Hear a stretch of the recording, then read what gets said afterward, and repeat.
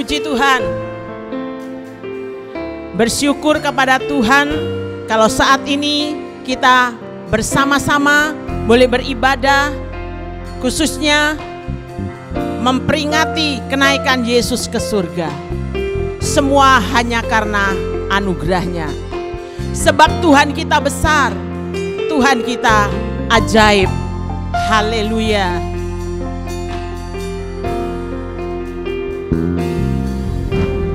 Besar dan ajaiblah karyamu, adil dan benarlah jalanmu, Raja segala bangsa yang maha kuasa, mulia namamu. Besar dan ajaib karyamu. Haleluya. Adil dan benarlah jalanmu, Raja segala bangsa yang maha kuasa, mulia namamu. Haleluya. Layaklah segala bangsa sujud kepadamu,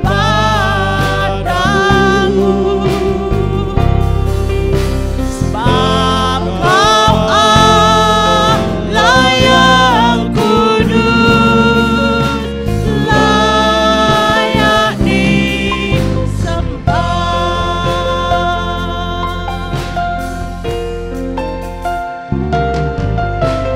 Besar dan ajaiblah karyamu, adil dan benarlah jalanmu, Raja segala bangsa yang maha kuasa, mulia namamu. Haleluya. Layaklah segala bangsa sujud kepadamu, sebab Kau Allah yang kudus, layak disembah. Layaklah segala bangsa. Haleluya, haleluya, haleluya.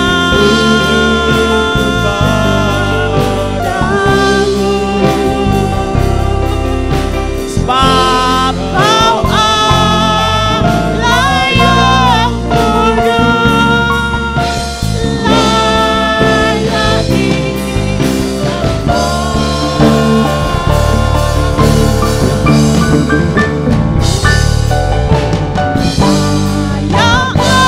Layaklah segala bangsa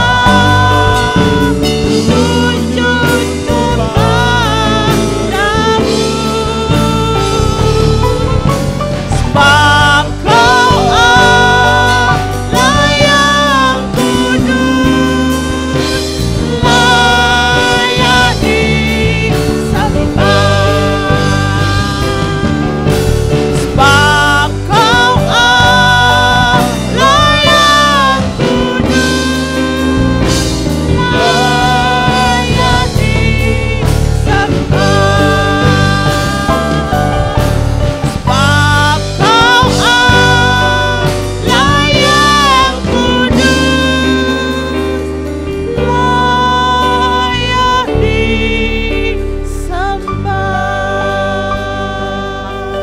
Terima kasih Tuhan.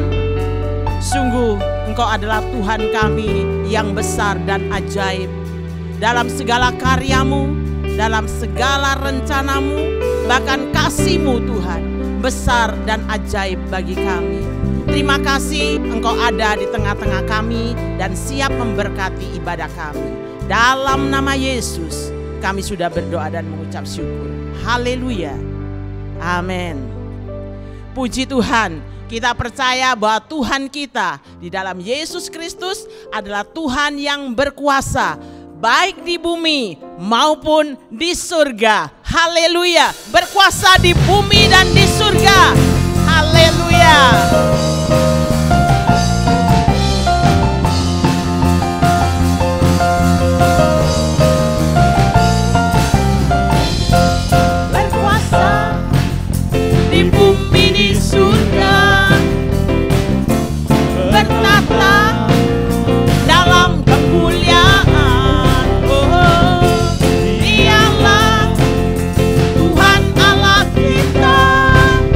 Namanya berkuasa.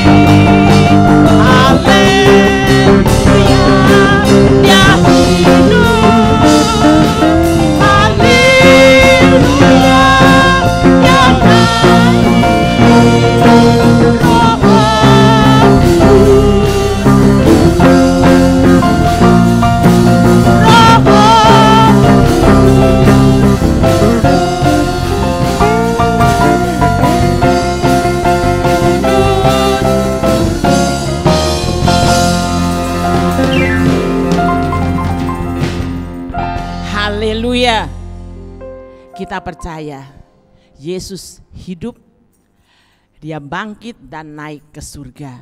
Tetapi dia berjanji, dia akan memberikan penolong yang akan selalu menolong dan menyertai kita sampai selama-lamanya. Roh Kudus dijanjikan bagi kita semua orang yang percaya. Haleluya.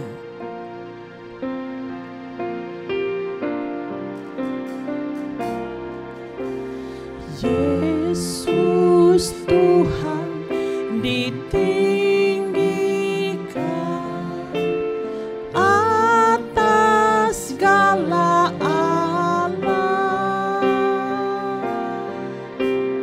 dimuliakan naik ke surga, berikan Roh Kudus-Nya. Datanglah sekarang, penuhi kami dengan kuasa-Mu. Urapi kami sekarang ini dengan api Roh-Mu.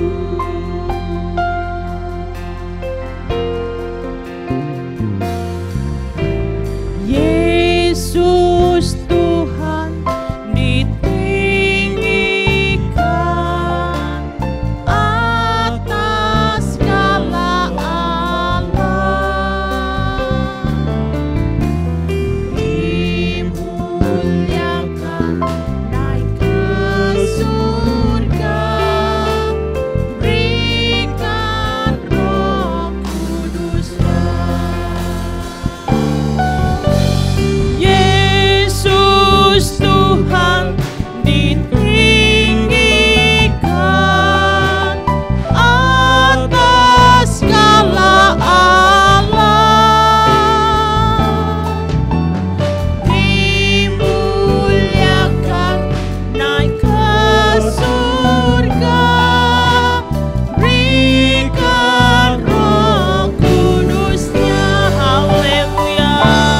Datanglah sekarang, penuhi kami dengan kuasa-Mu. Urapi kami sekarang ini dengan api Roh-Mu. Haleluya. Datanglah sekarang, penuhi kami dengan kuasa-Mu. Urapi kami sekarang ini dengan api Roh-Mu. Urapi kami sekarang ini dengan api Roh-Mu. Urapi kami sekarang ini dengan api Roh-Mu. Haleluya, haleluya, haleluya, haleluya, haleluya, haleluya, haleluya, haleluya, haleluya,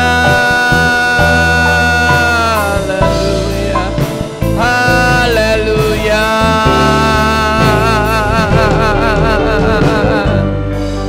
haleluya, haleluya, haleluya, haleluya, haleluya. Terima kasih Tuhan. Haleluya. Haleluya, haleluya. Terima kasih. Yesusku bangkit. Yesusku naik ke sorga. Terima kasih, terima kasih, terima kasih, terima kasih.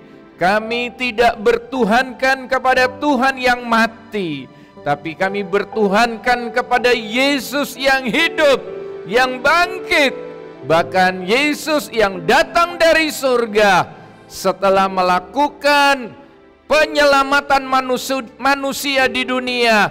Yesus naik kembali ke sorga. Terima kasih Tuhan. Terima kasih untuk malam hari ini. Kami siap menyambut firman-Mu di dalam nama Tuhan Yesus Kristus. Semua yang percaya berkata, amin. Puji Tuhan. Selamat malam untuk kita semuanya. Dan malam ini adalah kebaktian yang spesial bagi kita. Sebab malam ini kita sedang memperingati kenaikan Yesus ke sorga. Atau hari yang ke-40 setelah Yesus mati dan bangkit. Yesus menampakkan diri kepada banyak orang. Dan setelah itu Yesus naik ke sorga. Malam ini saya akan berkhotbah dengan tema pulihkan kami. Pulihkan kami. Saya baca kitab Mazmur pasal 80 ayat 4.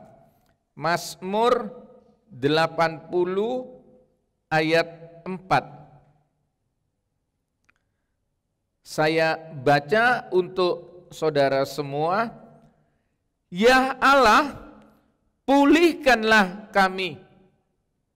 Buatlah wajah-Mu bersinar, maka kami akan selamat. Sekali lagi, ya Allah, pulihkanlah kami. Buatlah wajah-Mu bersinar, maka kami akan selamat. Saya mulai dulu dengan pendahuluan. Kalau kita bandingkan dengan Kisah Rasul pasal 1, Kisah Rasul pasal 1 ayat 6 sampai 8. 1 ayat 6 sampai 8. Maka bertanyalah mereka yang berkumpul di situ, Tuhan, maukah Engkau pada masa ini memulihkan kerajaan bagi Israel? Jawabnya, Engkau tidak perlu mengetahui masa dan waktu yang ditetapkan Bapa sendiri menurut kuasanya. Tetapi kamu akan menerima kuasa kalau Roh Kudus turun ke atas kamu. Dan kamu akan menjadi saksiku di Yerusalem dan di seluruh Yudea dan Samaria dan sampai ke ujung bumi. Kalau saudara perhatikan, rasul-rasul bertanya kepada Yesus, maka bertanyalah mereka yang berkumpul di situ, Tuhan, maukah Engkau memulihkan pada masa ini kerajaan bagi Israel? Mereka masih berpikir tentang yang tidak abadi, tidak kekal. Apalagi kita tahu pengalaman rasul-rasul dan mereka yang percaya kepada Yesus atau murid-murid yang lain, mereka baru punya pengalaman di mana Yesus mati, disiksa, dan mereka tahu dan akhirnya mengalami Yesus bangkit. Tetapi mereka masih memiliki trauma, rasa khawatir, rasa takut. Mereka tadinya tidak menduga kalau Yesus akan naik ke sorga. Dan mereka berkata, apakah Engkau mau memulihkan kerajaan? Katanya. Artinya kami ingin mengalami kemenangan. Kami ingin mengalami kenyamanan. Tapi Yesus jawabnya, Engkau tidak perlu mengetahui masa dan waktu yang ditetapkan Bapa sendiri menurut kuasanya. Tetapi yang penting, sepertinya Yesus berkata demikian, tetapi yang penting kamu akan menerima kuasa kalau Roh Kudus turun ke atas kamu, dan kamu akan menjadi saksi.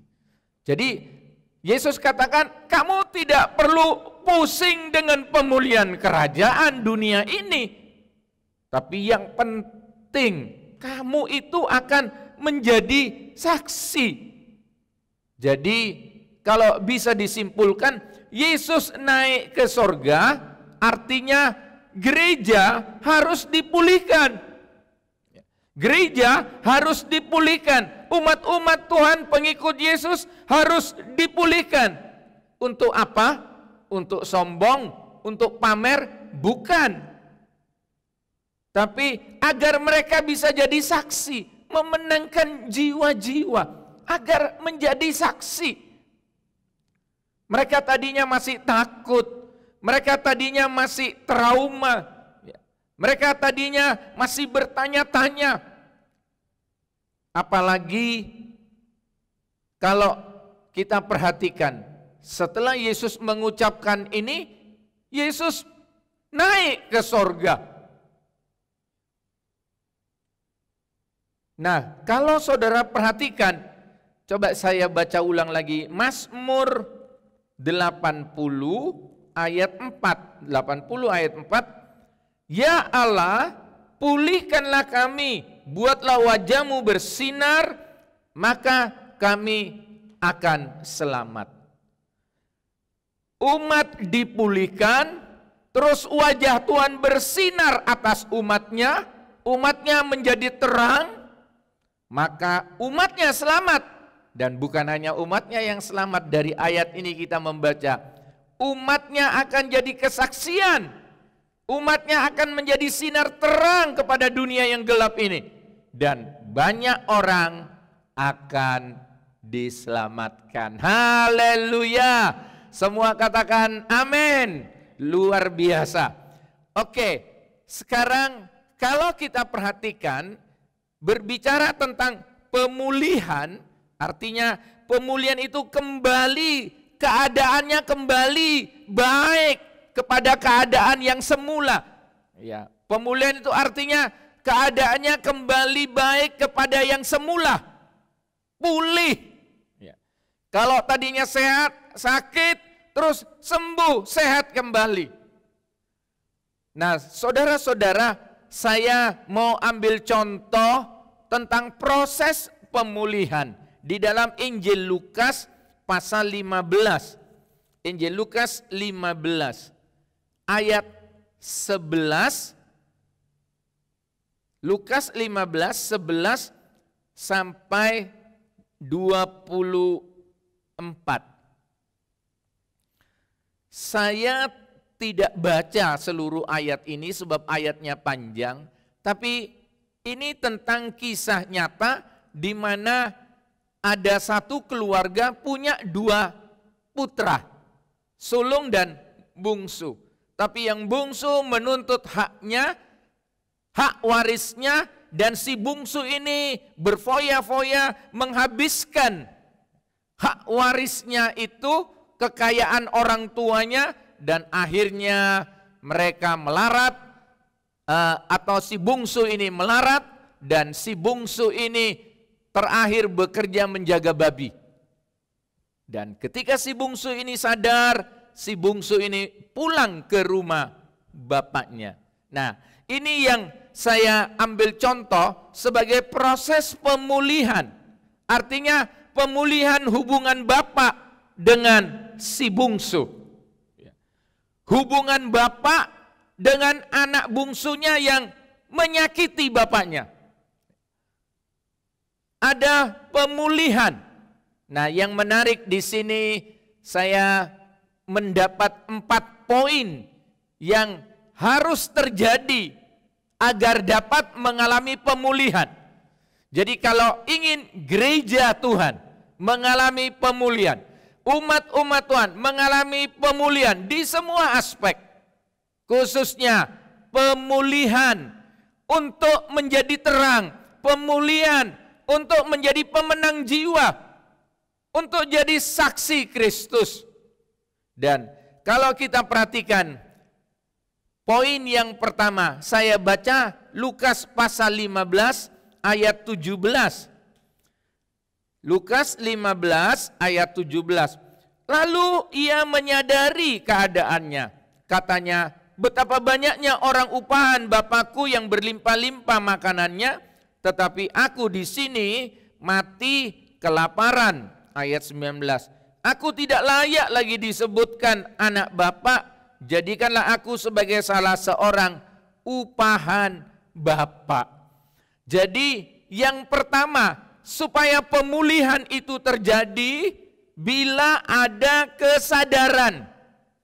Si bungsu ini memiliki kesadaran. Dia menyadari siapa dirinya. Dia menyadari bahwa dirinya orang berdosa. Dia menyadari bahwa dirinya sekarang sudah terpuruk dan hancur. Dia menyadari bahwa dia punya Bapa yang baik. Dia punya Bapa yang mampu memulihkannya. Saya bacakan kitab Wahyu pasal 3, Wahyu pasal 3 tentang jemaat di Laodikia. Wahyu pasal 3 ayat 17. Firman Allah berkata demikian, karena engkau berkata, aku kaya dan aku telah memperkayakan diriku dan aku tidak kekurangan apa-apa, dan karena engkau tidak tahu bahwa engkau melarat dan malang, miskin, buta dan telanjang. Jangan menjadi jemaat di Laodikia seperti jemaat di Laodikia yang tidak tahu diri. Dia tidak sadar diri. Kalau hari-hari ini kita sedang berperang dengan COVID-19, ya. Biarlah kondisi ini membuat kita makin sadar.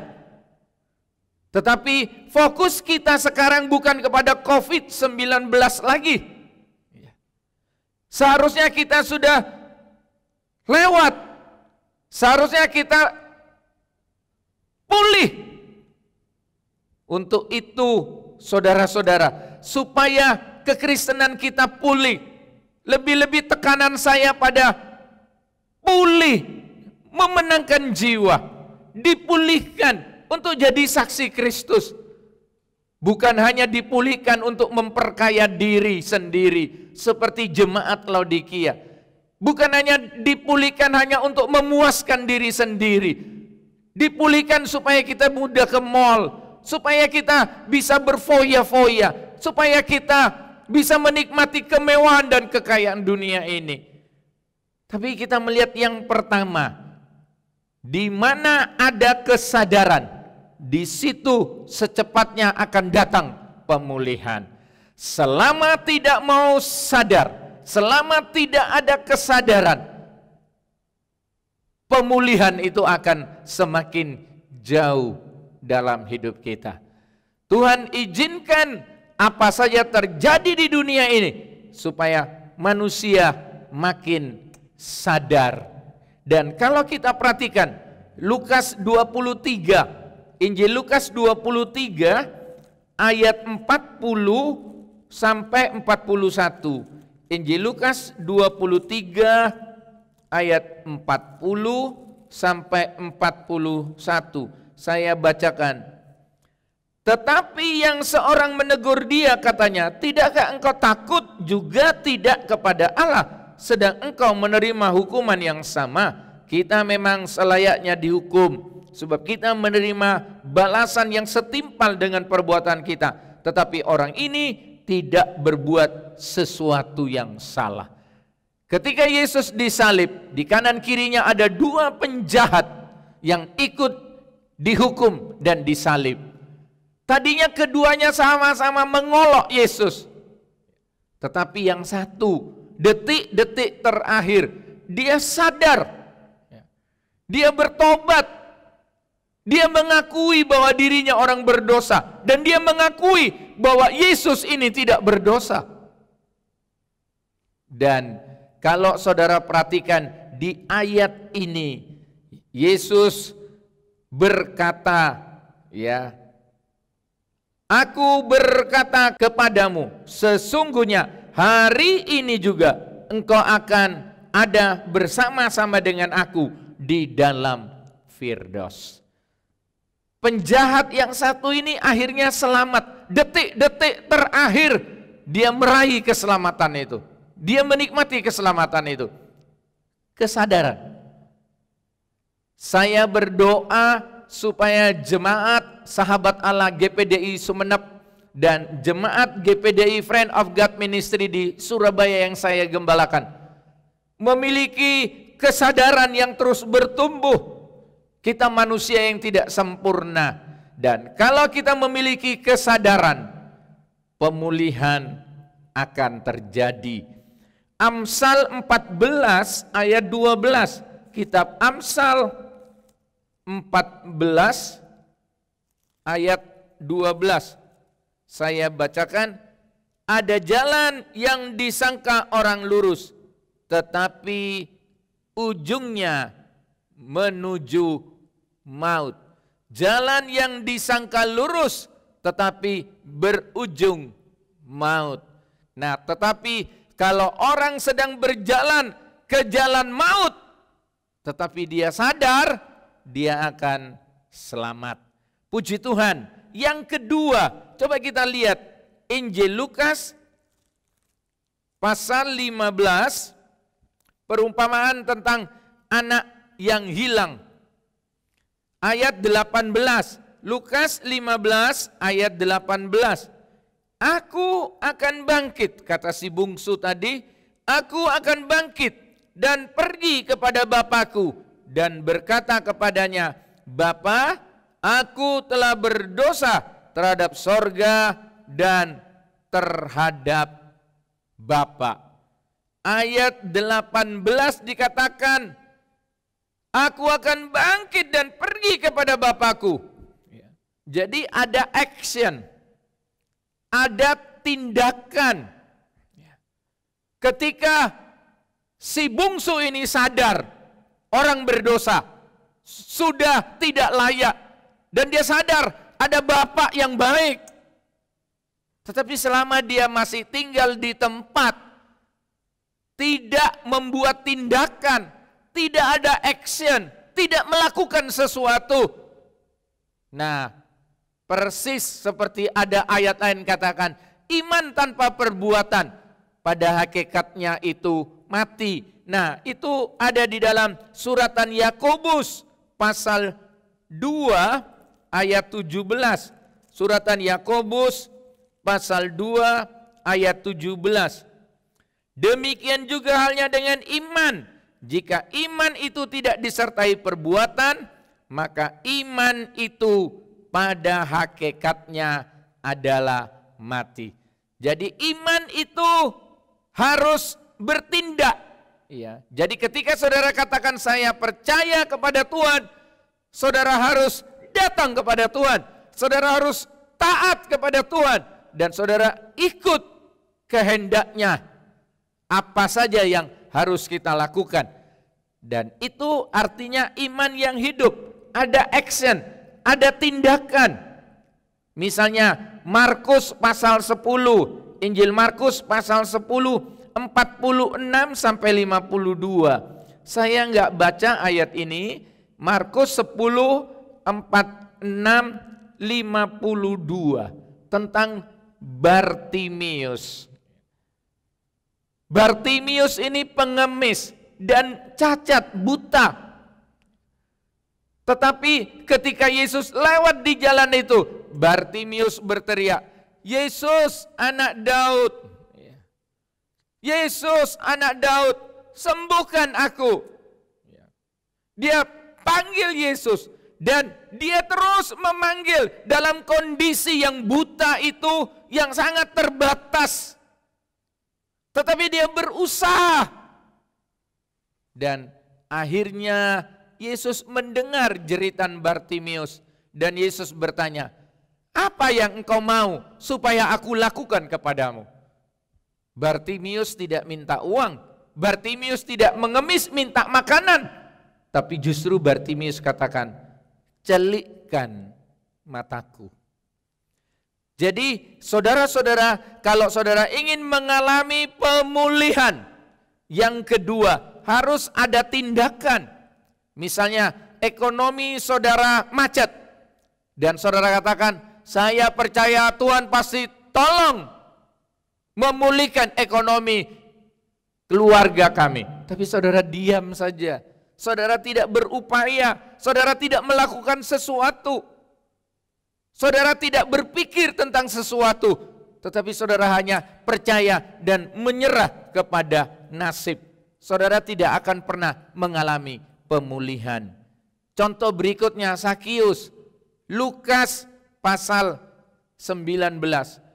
Waktu Yesus lewat, keterbatasan Sakius ini orangnya pendek. Sepertinya dia susah untuk menatap wajah Yesus, sebab banyak orang berkerumun. Tapi Sakius berusaha naik panjat pohon dia. Dan ketika dia ada di atas pohon, Yesus melihat Sakius. Sakius, turun, aku mau menumpang di rumahmu. Nah, kalau saudara perhatikan, Sakius berusaha untuk menjumpai Yesus. Sakius tidak diam dan meratapi nasibnya, nasib orang pendek, sehingga tidak bisa jumpa Yesus. Tetapi Sakius berusaha, dia panjat pohon. Nah, hari-hari ini Tuhan sedang melihat sejauh mana action kita, sejauh mana iman kita itu dipraktekkan, iman yang bertindak. Yang berikutnya kita akan melihat saudara-saudara, yang ketiga, Lukas 15, perumpamaan tentang anak yang terhilang, ayat 21. Kata anak itu kepadanya, Bapa, aku telah berdosa terhadap sorga dan terhadap Bapa. Aku tidak layak lagi disebutkan sebagai anak Bapa. Yang ketiga, ada pembaharuan. Saya baca ulang ayat 21. Kata anak itu kepadanya, Bapa, aku telah berdosa terhadap sorga dan terhadap Bapa. Aku tidak layak lagi disebutkan anak Bapa. Saya bandingkan dengan Matius pasal 5 ayat 16. Matius 5 ayat 16. Demikianlah hendaknya terangmu bercahaya di depan orang, supaya mereka melihat perbuatanmu yang baik dan memuliakan Bapamu yang di sorga. Nah, yang pertama dari poin yang ketiga, pembaharuan secara jasmani. Ya. Kita butuh satu pembaharuan secara fisik. Yang pertama tadi, hendaklah kamu jadi terang, artinya yang dilihat, ada pembaharuan yang dilihat.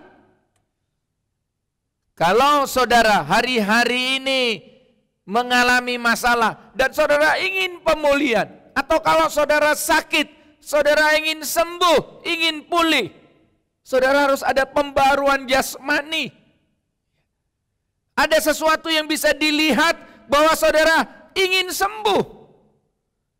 Yang kedua dari poin 3 ini, 3B, Kolose 4 ayat 6. Kolose pasal 4 ayat 6. Saya baca. Hendaklah kata-katamu senantiasa penuh kasih, jangan hambar, sehingga kamu tahu bagaimana kamu harus memberi jawab kepada setiap orang. Jadi pembaharuan jasmani itu artinya yang bisa dilihat, yang bisa didengar, ya. Dan Filipi 4 ayat 8, yang ada di pikiran ini, ya, ada pembaharuan, cara berpikirnya berubah, ya. Tadinya suka mendengar yang tidak penting, suka mendengar gosip, suka mendengar yang tidak membangun iman. Sekarang berubah. Ya. Yang dilihat, yang didengar, dan yang dipikirkan itu berubah. Nah sekarang 3B bukan hanya pembaruan jasmani, tapi pembaruan secara rohani. Saya bandingkan dengan Mazmur 122. Mazmur 122 ayat 1. Mazmur 122 ayat 1, nyanyian siara Daud. Aku bersuka cita ketika dikatakan orang kepadaku, mari kita pergi ke rumah Tuhan. Ada pembaruan secara rohani. Tadinya malas ke gereja, tidak suka berdoa, tidak suka baca Alkitab, tidak suka dengan perkara-perkara yang rohani. Yang ada di pikiran, yang mau didengar, yang mau dilihat, itu cuma uang, kekayaan, kesenangan, kepuasan. Sekarang ada pembaharuan rohani. Suka dan senang, bersuka cita. Ya, sebab pergi ke rumah Tuhan. Ayat tadi dikatakan begini, aku bersuka cita ketika dikatakan orang kepadaku, mari kita pergi ke rumah Tuhan. Tidak alergi lagi dengan perkara-perkara rohani.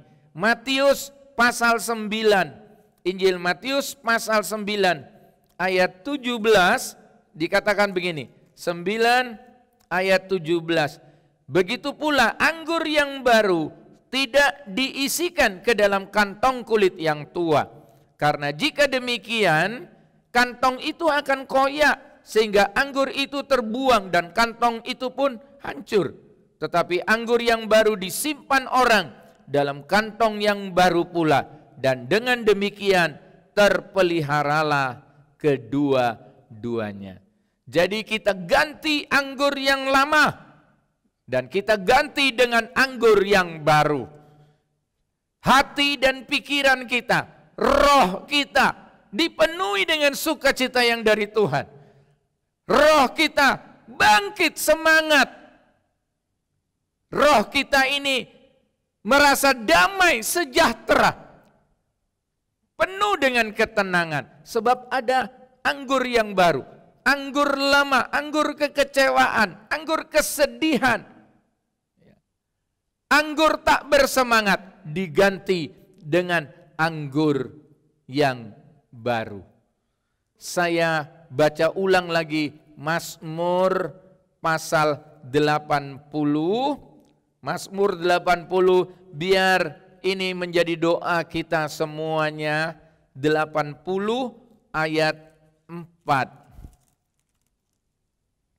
80 ayat 4. Ya Allah, pulihkanlah kami, buatlah wajah-Mu bersinar, maka kami akan selamat. Hari-hari ini Tuhan tidak akan menyembunyikan wajah-Nya. Dia bangkit dan Dia menampakkan diri dan sekarang Dia naik ke sorga. Tuhan tidak menyembunyikan wajah-Nya. Artinya apa? Sebab ketika Dia naik ke sorga, Roh Kudus dicurahkan.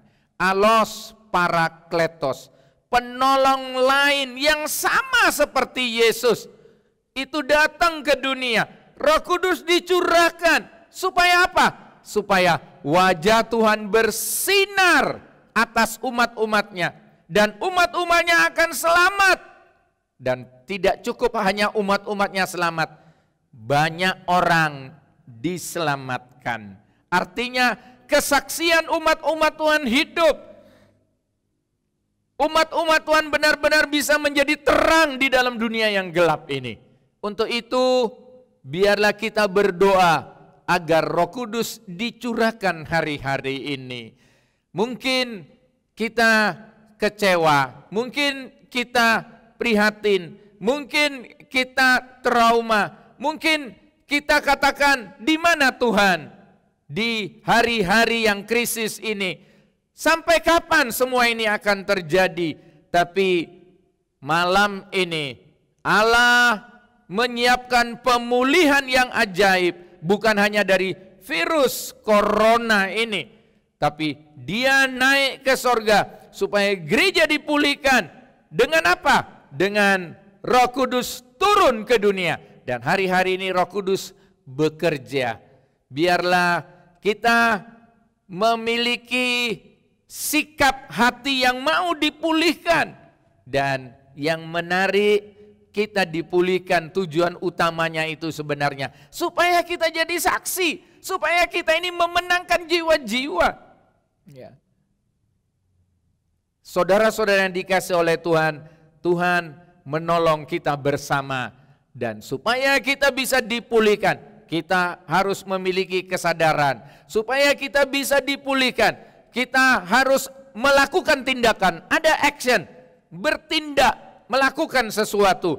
Dan supaya kita mengalami pemulihan hari-hari ini, harus ada pembaharuan, baik jasmani dan rohani.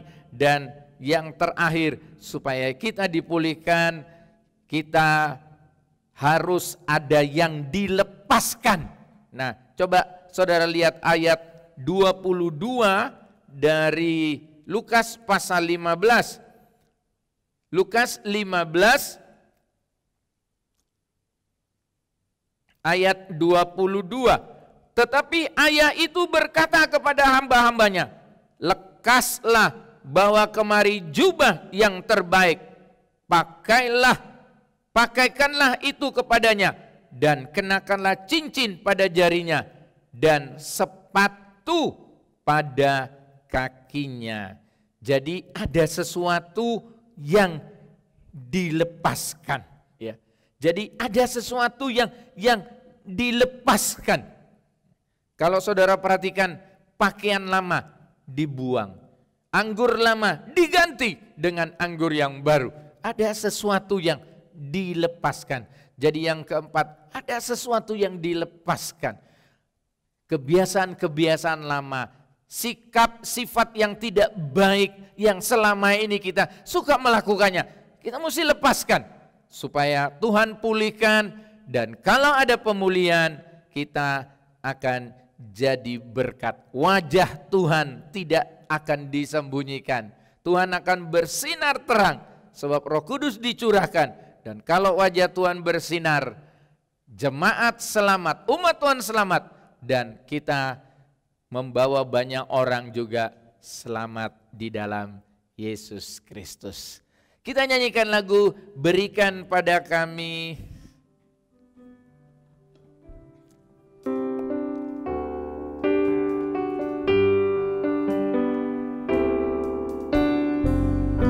Berikan pada kami, ngasihi jiwa-jiwa yang belum mengenal kasih Bapa. Mereka yang dalam gelap, mereka yang tersesat, hati kami iba seperti hatimu Yesus. Tuhan, ini tugas kami, amin. Beri keberanian bagi kami,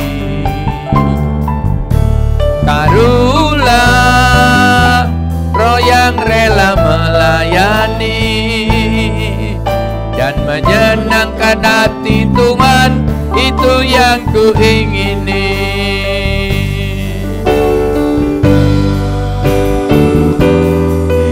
Tugas kami,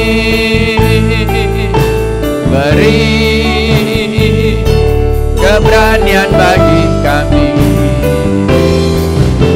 taruhlah roh yang rela melayani dan menyenangkan hati Tuhan, itu yang kuingini.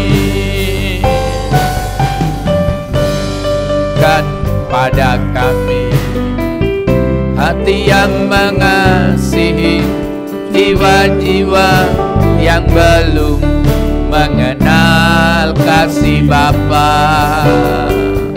Mereka yang dalam gelap, mereka yang tersesat, hati kami iba seperti hatimu Yesus. Amin, amin. Tuhan, ini tugas kami, beri keberanian bagi kami. Pulihkan kami Tuhan, pulihkan gerejamu untuk menjadi saksi. Amin, amin. Dan menyenangkan hati Tuhan, itu yang ku ingini. Tuhan, ini tugas kami. Jemaat, silakan berdiri di rumah masing-masing. Amin, amin. Angkat kedua tanganmu, biar ini jadi doa kami. Pulihkan kami Tuhan, pulihkan kami. Amin. Dan menyenangkan hati Tuhan, itu yang ku ingini. Tuhan, ini tugas kami. Amin. Beri keberanian bagi kami. Taruhlah roh yang rela melayani dan menyenangkan hati Tuhan, itu yang ku ingini. Tuhan, berikan pada kami. Amin. Ini tugas kami, beri keberanian bagi kami. Tuhan sedang memulihkan keberanian pada gereja. Tuhan sedang memulihkan keberanian pada umat-umatnya. Amin. Tuhan, itu yang ku ingini. Sekali lagi katakan, Tuhan, ini tugas kami, beri keberanian bagi kami. Taruhlah roh yang rela melayani dan menyenangkan hati Tuhan, itu yang ku ingini. Turunkan tangan saudara, haleluya. Jangan biarkan mulut saudara diam. Haleluya. Yesus naik ke sorga, umat-umatnya tidak ditinggalkan, tetapi Roh Kudus dicurahkan supaya umat-umatnya ada keberanian menjadi saksi. Haleluya, haleluya.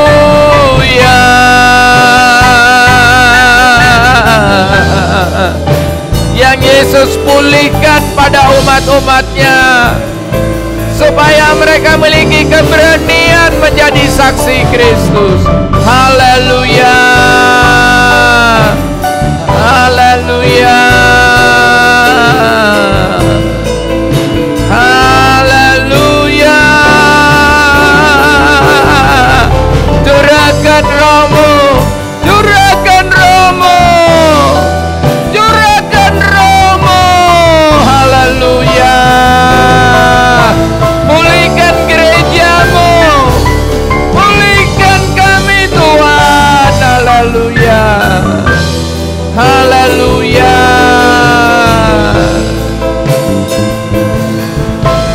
haleluya.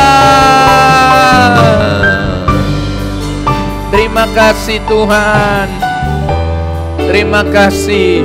Biar hari-hari yang akan datang Roh Kudus terus berkarya dengan dahsyat, sehingga kami memiliki roh yang berani jadi saksi, dan Roh Kudus memulihkan hidup kami. Haleluya, haleluya. Sebab Engkau mau kami pulih dari semua bentuk kekhawatiran, ketakutan, trauma. Terima kasih Tuhan. terima kasih, terima kasih. Roh kami makin menyala-nyala Tuhan, sebab Engkau mati dan Engkau bangkit dan Engkau menampakkan diri, dan pada hari yang ke-40 Engkau naik ke sorga, dan 10 hari kemudian Roh Kudus dicurahkan. Dan hari-hari ini dan selanjutnya gereja Tuhan diurapi oleh Roh Kudus, diberi kuasa oleh Roh Kudus. Terima kasih Tuhan, sehingga gereja Tuhan bertumbuh sesuai dengan kehendak Tuhan. Terima kasih Tuhan, terima kasih untuk malam hari ini. Kami sungguh diberkati lewat persekutuan ibadah ini, pujian dan penyembahan, lebih lagi lewat firman Allah. Terima kasih Tuhan, kami serahkan seluruh jemaat Tuhan, pelihara, jaga, lindungi, yang sakit pulihkan, yang susah hiburkan, yang lemah kuatkan, dalam nama Yesus. Ekonomi yang macet, Tuhan beri jalan baru, dalam nama Yesus, dalam nama Yesus. Terima kasih Tuhan, dan Engkau terus pulihkan bangsa kami ini, pulihkan dari virus corona ini, berikan kemenangan dalam nama Yesus, dalam nama Yesus. Kami sedang beralih kepada new normal, normal yang baru Tuhan. Terima kasih, terima kasih, terima kasih. Kami percaya dalam nama Yesus, kami sedang bergerak meninggalkan krisis ini, menuju kepada pemulihan yang lebih baik. Terima kasih Tuhan, terima kasih dan terima kasih. Terima kasih semua yang melayani di dalam acara ibadah online ini, diberkati luar biasa oleh Tuhan, dan semua jemaat yang mengikutinya diberkati oleh Tuhan. Terima kasih. Semua tadakan kedua tangan minta berkat. Engkau Allah Jehovah Jireh, Engkau Allah El Shaddai, Engkau Allah El Gibor. Untuk itu kiranya anugerah dan sejahtera Allah Bapa, cinta damai di dalam Yesus Kristus, persekutuan, kekuatan, sukacita, semangat dari Roh Kudus turun atas kami semua hari ini, besok, bahkan sampai Maranatha, Yesus datang kedua kalinya, di dalam nama Tuhan Yesus Kristus. Semua yang percaya berkata amin. Puji Tuhan. Selamat malam dan selamat memperingati kenaikan Yesus ke sorga, dan selanjutnya selamat menikmati karya kuasa Roh Kudus. Tuhan memberkati.